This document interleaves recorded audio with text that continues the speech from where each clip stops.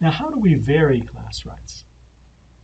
This is the problem that we already discussed in Cumbrian.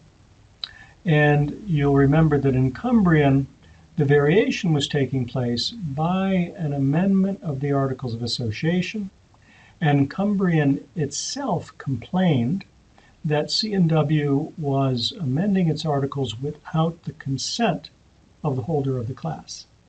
Consent of the holder of the class is the basic rule that we see also in Hong Kong.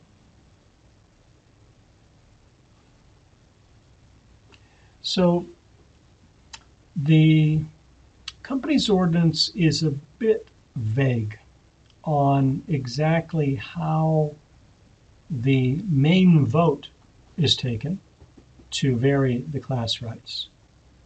In most cases, it would be something like an allotment of shares or an amendment of the Articles of Association, but that's not expressly provided for.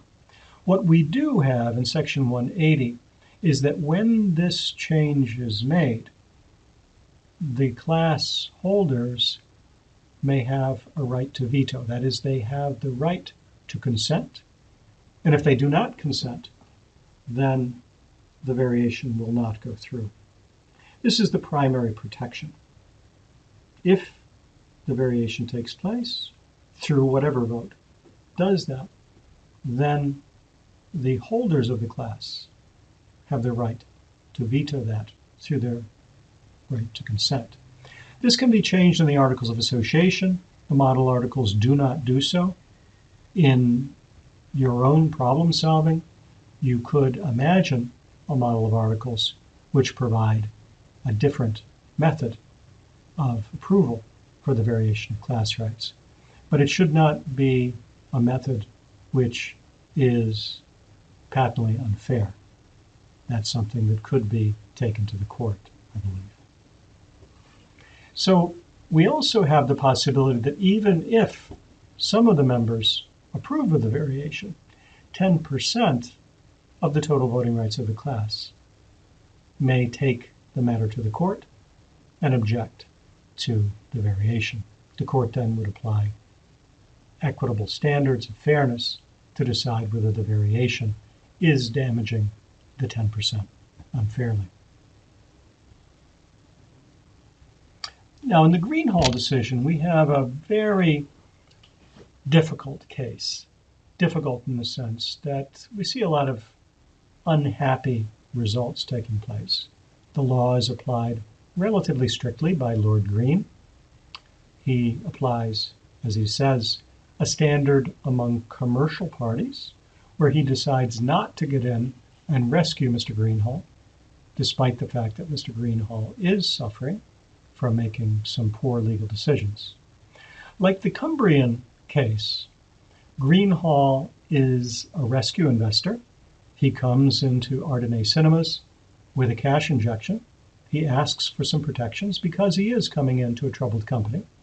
And what he receives is, from Mr. Mallard, a voting agreement, a shareholder agreement. And from the company, he receives ordinary shares split by 5, which essentially multiplies his voting rights by 5, giving him a stronger position in the company than he normally would have with the amount of ordinary shares he received. So Mr. Greenhall injects the cash. Mr. Mallard signs a voting agreement with him that Mr. Mallard will vote his shares for the directors of Mr. Greenhall's choice.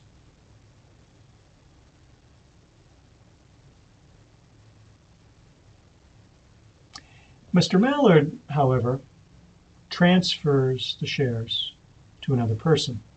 The court finds that the shareholder agreement is between Greenhall and Mallard, not between Greenhall and Mallard's friend, and therefore Mallard's friend is free to vote the shares any way he likes.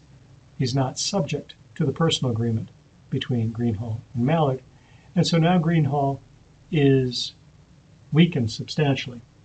With the voting rights taken away from Greenhall, then Mallard and his friends proceed to take away Greenhall's second strength.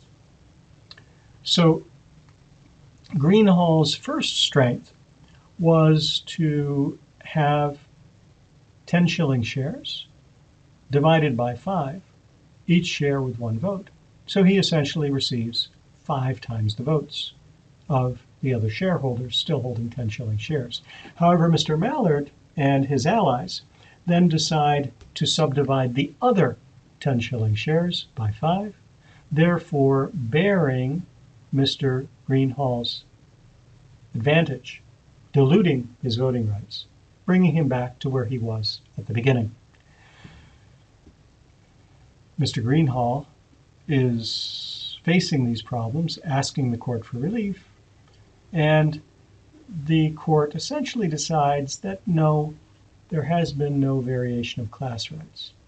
The key to the Greenhall decision is that the court decides that the rights are not to be understood proportionally, because certainly the proportion has changed dramatically.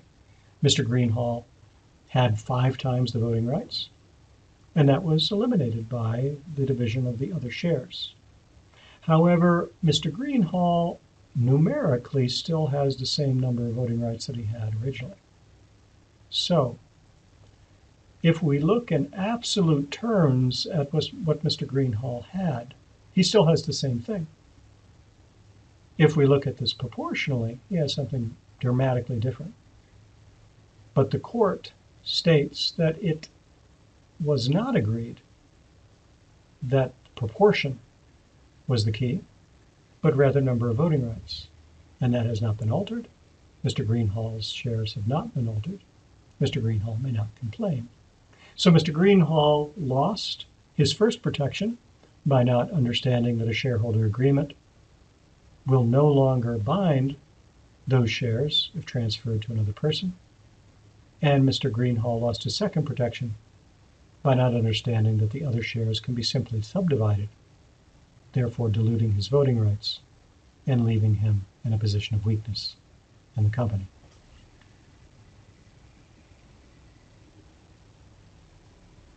So what's happened? It's just a picture to think about what happened to Mr. Greenhall and whether you think that's fair. Imagine yourself, you go into a place, let's say, on the Chinese coast, and you buy a home. There it is. That's the land. That's what you bargained for.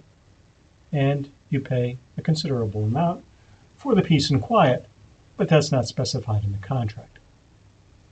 You go away on a trip. You come back from, say, spending some time in Canada. Next thing you know, you see that the area around your home has been developed.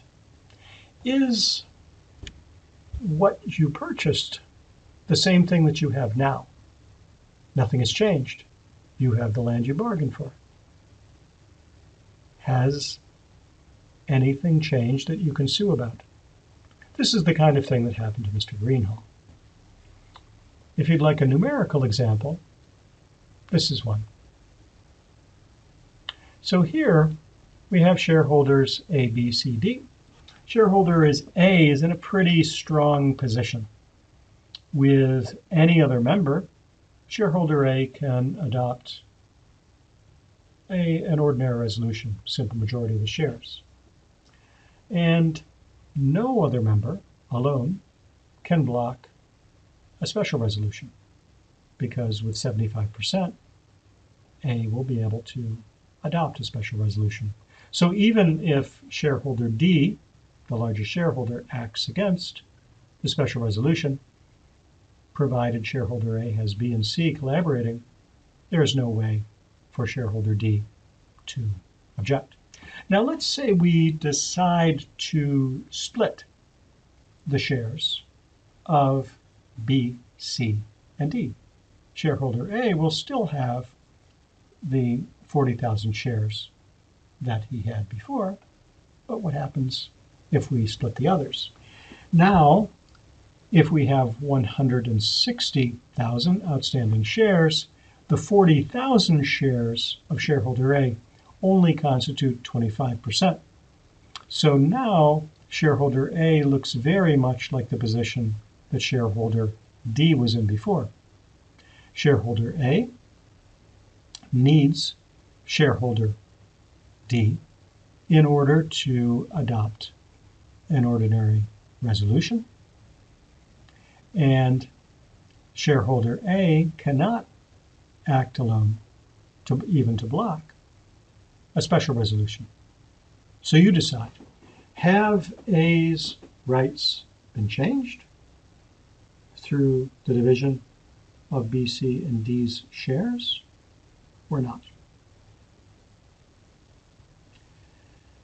We'll look at the issuing of class rights and structuring of class rights in the application of law problem when new capital is brought into SME by the investor, which is seeking to join Cy, Max, and Eddie in their venture to produce the mom.